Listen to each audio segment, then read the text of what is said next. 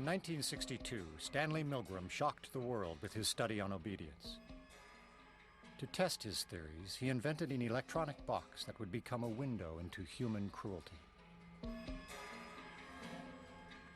In ascending order, a row of buttons marked the amount of voltage one person would inflict upon another.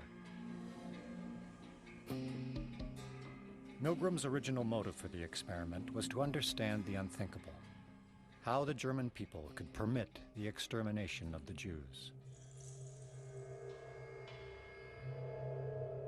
When I learn of incidents such as the massacre of millions of men, women, and children perpetrated by the Nazis in World War II, how is it possible, I ask myself, that ordinary people, who are courteous and decent in everyday life, can act callously, inhumanely, without any limitations of conscience? These are questions that concern me.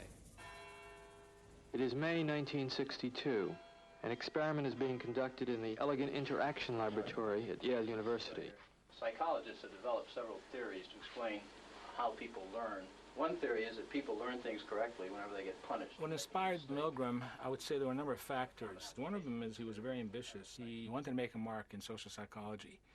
And he wanted, as he wrote to one friend, he wanted to come up with the boldest experiment that he could think of. Teacher, would you take the test and be seated in front of the shock generator, please, in the next room? Milgram's experiment was rigged.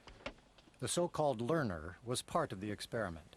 The real subject was the teacher. Shock of 75 volts. Now, as teacher, you are seated in front of this impressive-looking instrument, the shock generator. Its essential feature is a line of switches that goes from 15 volts to 450 volts, and a set of verbal designations that goes from slight shock to moderate shock, strong shock, very strong shock, intense shock, extreme intensity shock, and finally XXX, danger severe shock. Now the question is, how far will you proceed on the generator before you turn to the experimenter and refuse to go any further? Incorrect. You'll now get a shock of 105 volts. Hard head.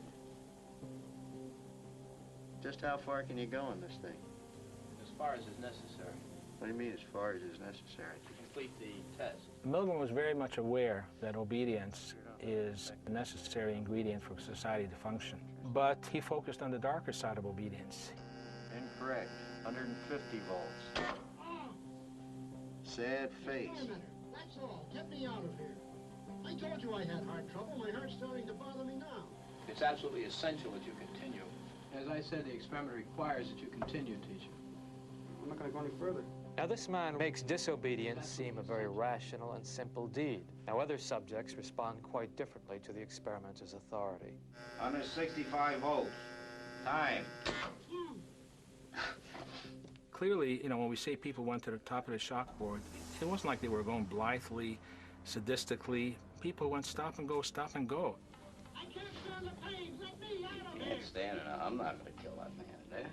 According to Milgram, one of the things that's a prerequisite for carrying out acts that are evil is to shed responsibility from your shoulders and hand it over to the person in charge.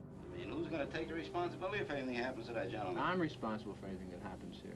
Continue, please. All right, next one, slow. He didn't hold any gun to anybody's head, just the fact that he conveyed a sense of authority. Roughly 60-65% of the people went all the way to the top of the shock board. 450 volts. That's it. Now continue using the last switch on the board, please. The 450 switch for each wrong answer. Continue, please. I'm not getting no answer. Don't the man's health mean anything? Whether the learner likes it or not, we But must... he might be dead in there. Although Milgram's experiment took place over 40 years ago, his findings on obedience to authority are still relevant to us today.